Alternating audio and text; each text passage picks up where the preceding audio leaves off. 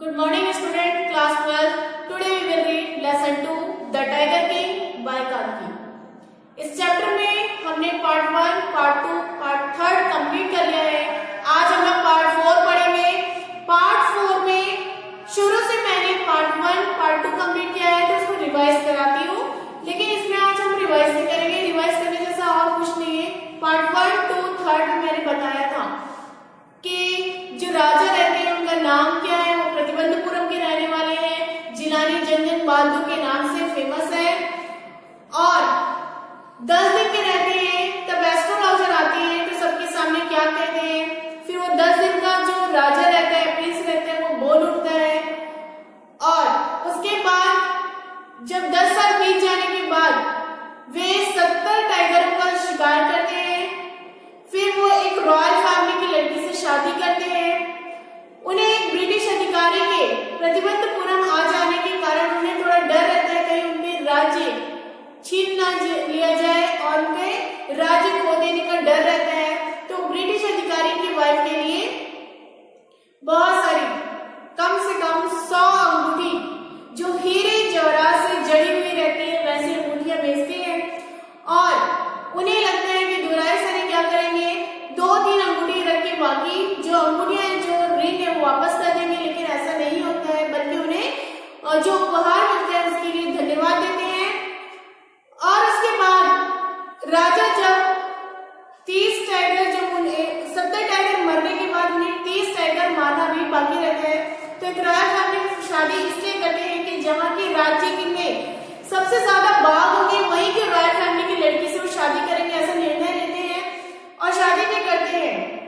जब उनके 99 टाइगर का हट उनका जो मिशन रहता है वो कंप्लीट हो जाता है तो एक टाइगर मिलना बहुत ही ज्यादा मुश्किल हो जाता है।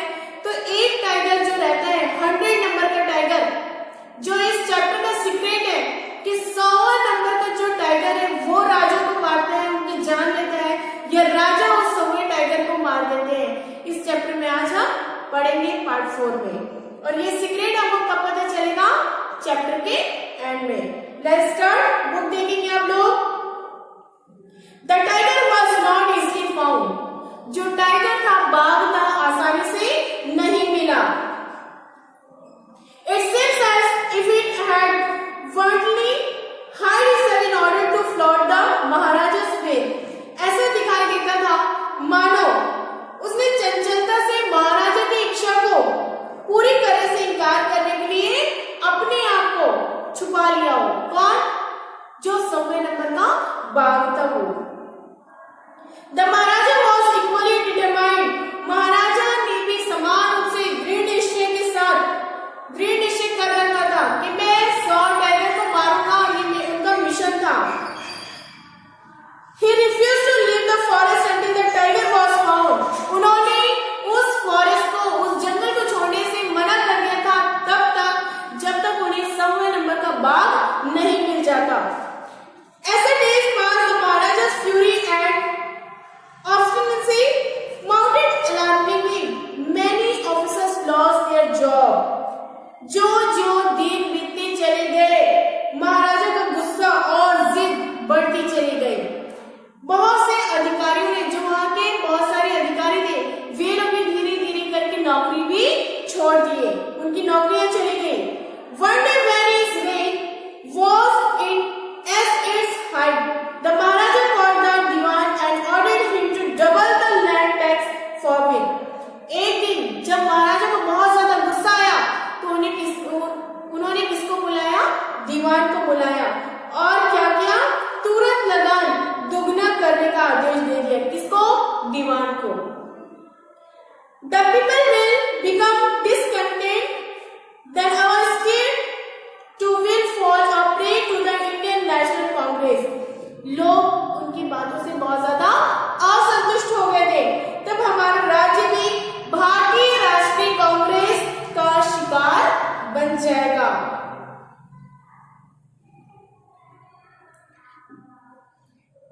In that case you may resign from your post, said the king. उस अवस्था में तुम अपने पद से रिजाइन या त्याग पत्र दे सकते हो, राजा ने कहा। किसी उन अधिकारियों से जो धीरे धीरे करके जिनकी जॉब जा रही थी। The Diwan went home convinced that if the Maharaja didn't find the tiger soon, the result could be catastrophic. अब क्या हुआ, दीवान इस बात को सोचता हुआ कहाँ चला गया था, चला गया कि यदि महाराजा को शीघ्र ही जो 100 नंबर का टाइगर है, बाघ है, नहीं मिला तो बहुत बड़ा क्या आ जाएगा, बहुत ज्यादा संकट उत्पन्न करने वाले हमारे सामने बहुत ज्यादा नए नए समस्याएं सामने आएंगी। He felt like returning to him only when he saw the tiger which had been brought from the People's Park in Madras and kept hidden in his house. अब दीवान ने अपना दिमाग लगाया और उसकी जान में जान तब आई जब मद्रास के राष्ट्रीय उद्यान में लाए गए उस बाघ को देखा जो उसके घर में छिपाकर रखा गया था। At midnight when the town slept in peace, जब आधी रात में, मध्य रात्रि में सारे लोग शांति से अपने घर में सो रहे थे, the Diwan and his ace wife dragged the tiger to the car and shoved it into the sea. तो उन लोगों ने क्या किया, जब सारे लोग पूरी दुनिया आधी रात में सो रही होती गहरी नींद में शांति के साथ, तो दीवान और उसकी वाइफ ने एक टाइगर को घसीटते हुए अपनी कार में रखा। The Diwan himself drove the car straight to the forest where the Maharaja was hunting. अब दीवान ने क्या किया, उस बाघ को, उस टाइगर को ले जाके उस फॉरेस्ट में, उस जंगल में छोड़ दिया जहाँ पे महाराजा क्या कर रहे थे, अपने हंट का मिशन जो उनका चल रहा था समय बाघ मारने का, उस जंगल में छोड़ दिए थे जहाँ पे वो शिकार करने जाते थे। When they reached the forest, the tiger launched its satyagraha and refused to get out of the car. और उन्होंने क्या किया, जब वे जंगल पहुंचे तो बाघ ने सत्याग्रह शुरू कर दिया और कार से बाहर निकलने से मना कर दिया। जो बाघ बैठा हुआ था कार में, वो निकलने से मना कर दिया। The Diwan was truly exhausted in his efforts to haul the beast out of the car and push it down to the ground. दीवान ने बाघ को कार से क्या किया, घसीट कर बाहर निकाल के अपनी पूरी शक्ति लगा दी और उसे उस जंगल में छोड़ दिया, जमीन पर जोर से ढकेलते हुए। One of the following day, the same old tiger wandered into the Maharaja's presence and stood as if in humble supplication, Master, what do you commanded of me? It was with boundless joy that the Maharaja took careful aim at the beast. फिर अगले दिन जो बूढ़ा बाघ महाराजा के शिकार के लिए लाया गया था, उन राजा की उपस्थिति में घूमता रहा और मानो जैसे वो बाघ है विनम्र निवेदन कर रहा था कि मालिक मेरा क्या हुक्म है। It was with boundless joy that the Maharaja took careful aim at the beast. The tiger fell in a crumpled heap. और असीम खुशी की बात तो यह थी कि महाराजा ने जानवर पर बहुत ही सावधानी पूर्वक निशाना साधा। बाघ सिकड़े हुए ढेर के रूप में गिर पड़ा। जो बाघ समूह बाघ दीवान ने लाके जंगल में छोड़ा था, वो सामने ही खड़ा हो गया था महाराजा के, और महाराजा ने अपना निशाना साधा और जो बाघ था वो सिकुड़ के वहीं पे गिर पड़ा था। I have killed the 100 tiger. My now has been fulfilled. The Maharaja was overcome with elation. अब महाराजा की खुशी का ठिकाना नहीं था। जैसे ही वो बाघ वहां पे सिर्फ गिर पड़ा था तो महाराजा ने क्या डिक्लेयर किया, वहां पे घोषणा की कि मैं सवा बाघ मार चुका हूँ, मैंने 100 नंबर का टाइगर मार गिराया और मैं ये मिशन को पूरा कंप्लीट कर लिया है और मैंने विजय प्राप्त कर ली। महाराजा अपनी कार में शीघ्रता से गया। Ordering the tiger to be brought to the capital in grand procession, the Maharaja hasted away in his car. Maharaja ने बताया संवा टाइगर मर गया है, तो उसने ऑर्डर दिया कि जो संवा बाघ को उसने मार दिया था उसको मेरी प्रतिज्ञा पूरी हो गई और इसको मैंने गर्व से आनंदित हुआ और बाघ को बहुत ही शानदार जुलूस के साथ एक प्रोसेशन के साथ निकाला गया और साथ में राजधानी में लाने का आदेश भी देते हुए जो महाराजा थे अपने कार में बैठ के चले गए। After the Maharaja left, the hunter went to take a closer look at the tiger. The tiger looked back at them, rolling its eyes in bewilderment. महाराजा के जाने के बाद शिकारी बाघ को जब नजदीक से देखने गए, बाघ ने व्याकुलता के साथ उनकी तरफ आंखें घुमाकर देखा। वास्तव में जो 100 नंबर का जो टाइगर था, 100 नंबर का जो टाइगर था, वो मरा ही नहीं था। जिस तरीके से लोग उसको देखे तो वो भी अपनी आंखें घुमा के, अपनी मुंडी घुमा के उन लोगों को व्याकुलता के साथ देखा। The men realized that the tiger was not dead. फिर लोगों ने जो वहां के व्यक्ति थे उन लोगों ने ये महसूस किया कि 100 नंबर का टाइगर तो मरा ही नहीं है। The bullet had missed it. जो शिकारी, जो महाराजा की गन थी, उसकी जो बुलेट थी, जो गोली थी, वो चूक गई थी। It had fainted from the shock of the bullet whizzing past. The hunters wondered what they should do. और केवल गोली की समीप से गुजरने की तीव्र गति से जो गोली उसके सामने से गुजरी थी, तो बाघ सिर्फ गोली की आवाज से ही बेहोश हो गया था। They decided that the Maharaja must not come to know that he had missed his target. अब वहां के लोगों को चिंता हो रही थी कि अब हम क्या करें। उन लोगों को यह भी डर था और वे ये चाहते थे कि जो महाराजा है उन्हें पता न चले कि जो 100 नंबर का टाइगर है वो निशाना अपना लगाने से चूक गए हैं और जो 100 नंबर का टाइगर है वो अभी भी मरा नहीं है और यह बात महाराजा को पता नहीं चलना चाहिए।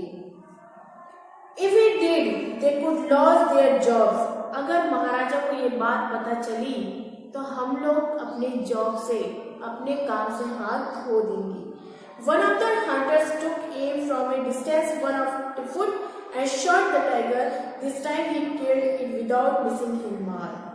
अब वहां से एक व्यक्ति थोड़े दूर में खड़े होके उस टाइगर का निशाना साधा और इस टाइम गोली जो थी, बंदूक की गोली मिस नहीं हुई और बिल्कुल जो 100 नंबर का टाइगर था वो दूसरे व्यक्ति के हाथों से मारा गया। Then, as commanded by the king, the dead tiger was taken in possession, so in the town the buried and tomb was erected over it. अब जैसे कि महाराजा का आदेश था, मृत बाघ को कस्बे में लाया गया और बहुत ही शानदार जुलूस निकाला गया जो 100 नंबर का टाइगर था उसका, और उसके ऊपर एक मकबरा भी बना दिया गया। उसको नीचे जमीन में गड़ा के उसके ऊपर एक मकबरा भी बना दिया गया था। A few days later, the Maharaja's son's third birthday was celebrated. अब कुछ दिन के बाद में महाराजा के छोटे बेटे, छोटे प्रिंस का बर्थडे था जो तीसरा बर्थडे सेलिब्रेट हो रहा था।